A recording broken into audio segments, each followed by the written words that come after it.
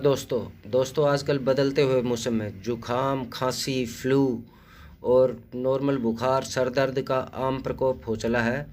आपको इन सब से निपटने के लिए एक ऐसा छोटा, सस्ता और टिकाऊ फार्मूला बताऊंगा जिसका इस्तेमाल करके आप तुरंत ही इन बीमारियों से राहत पा सकते हैं।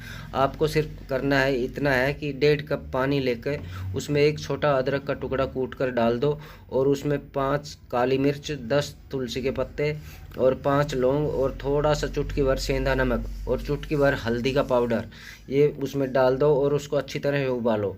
जब उबल के वो 1 कप रह जाए पानी, तब उसको उतार कर छान कर और थोड़ा गुनगुना गर्म रहते हुए पीकर और रात के समय सो जाएं।